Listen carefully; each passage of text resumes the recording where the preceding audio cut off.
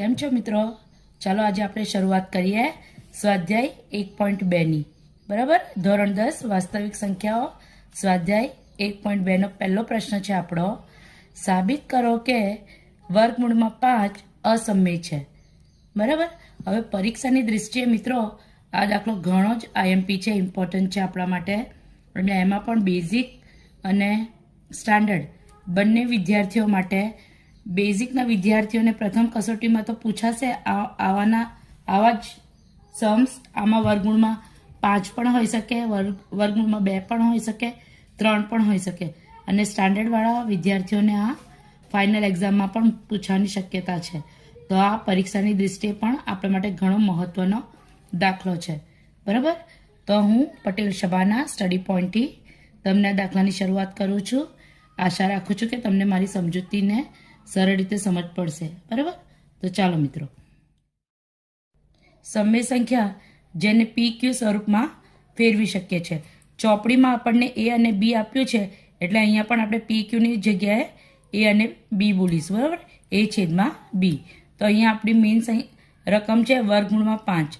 તો વર્ગમૂળમાં 5 બરાબર A/B. હવે અહીંયા છેદમાં કંઈ નથી, આપણે 1 લખી નાખવાનું, તો આ ક્રોસ મલ્ટીપ્લાય થશે. બરાબર? હવે કૌંસમાં આપણે લખવાનું કે જ્યાં A અને B અવિભાજ્ય પૂર્ણાંક છે. કેવા પૂર્ણાંક છે? અવિભાજ્ય.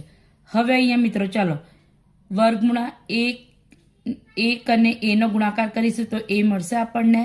તેવી જ રીતે બરાબર કરીને વર્ગમૂળમાં 5 અને B એટલે વર્ગમાં 5B મળશે આપણને. હવે બંનેને શું કરી નાખવાનું? આપણે વર્ગમાં દર્શાવવાનું. તો આ બંને બાજુ વર્ગ કરતા.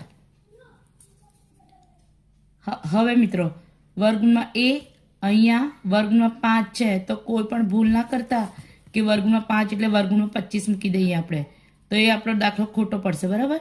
વર્ગમાં 5 છે એટલે 5 જવાબ આવશે, અને B નો વર્ગ B. આપણું સમીકરણ 1 મળ્યું. હવે અહીંયા 5 A નો વર્ગનો અવયવ છે. આ A નો વર્ગ છે તો 5 આનો અવયવ છે. બરાબર? તેવી જ રીતે આ B પણ A નો અવયવ ગણાશે. બરાબર? A વર્ગ એટલે A 5ની સાથે પણ સરખામણી થાય અને A નો B ની સાથે પણ સરખામણી થાય. તેથી પ્રમેય 1.2 મુજબ 5A નો પણ અવયવ છે. હવે ધારો કે જે રીતે આપણે અહીંયા A/B લીધું હતું, એવી જ રીતે હવે લઈશું A બરાબર 5C. બરાબર? તો અહીંયા A વર્ગ બરાબર વર્ગમાં 5B નો વર્ગ કર્યો છે, તેવી જ રીતે અહીંયા A નો વર્ગ કરીશું બરાબર 5C નો વર્ગ કરીશું. હવે અહીંયા A નો વર્ગ A જ, અને 5 નો વર્ગ 25, અને C નો વર્ગ C. તો આ આપણું થશે સમીકરણ 2. પ્રમેય 1.2 મુજબ તમને આગળ જણાવ્યું તેમ કે A નો વર્ગ બરાબર આપણને મળ્યો તો 5B નો વર્ગ. બરાબર?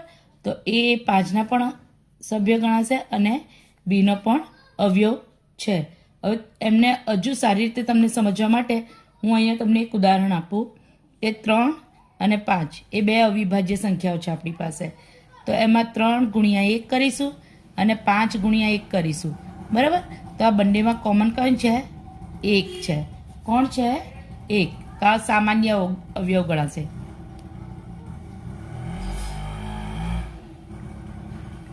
તો 1 સિવાય કોઈ પણ સામાન્ય અવયવ ન મળે.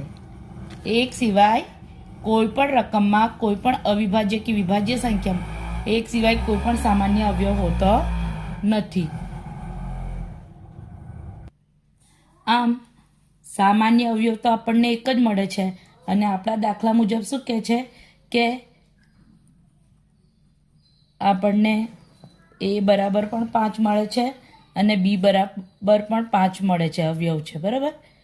આગળ આપણે સમીકરણ 1 અને 2 બતાવ્યું કે મેં તમને.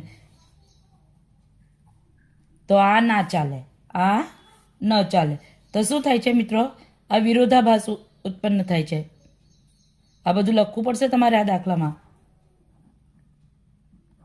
થોડી મહેનત તો કરવી પડશે, બોર્ડમાં માર્ક્સ લેવાના છે. માટે આપણી ધારણા કેવી છે? ખોટી ગણાય.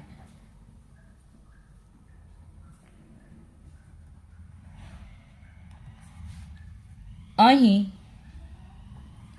5a એ અને બીનો સામાન્ય અવયવ છે, પરંતુ એ અને બી અવિભાજ્ય પૂર્ણાંક છે. કેવા પૂર્ણાંક છે? અવિભાજ્ય પૂર્ણાંક છે.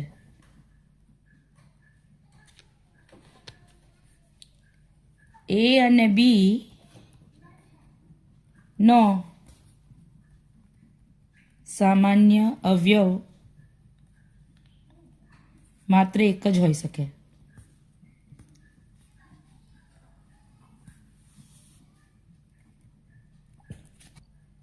તેથી અહીંયા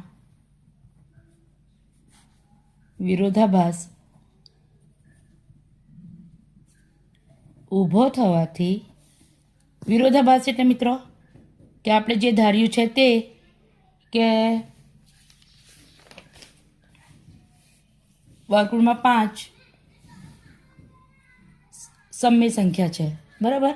તો એ વાત અહીંયા ખોટી પડે છે, કારણ કે સામાન્ય અવયવ તો એક જ હોઈ શકે છે ને. આપણા દાખલામાં તો એ બરાબર પણ 5 છે અને બી બરાબર પણ 5 છે. તો વિરોધાભાસ ઊભો થવાથી આપણી ધારણા કેવી પડે છે? આપણી ધારણા વર્ગમૂળમાં 5 સમય છે એ ખોટી પડે છે. તેથી સાબિત થાય છે કે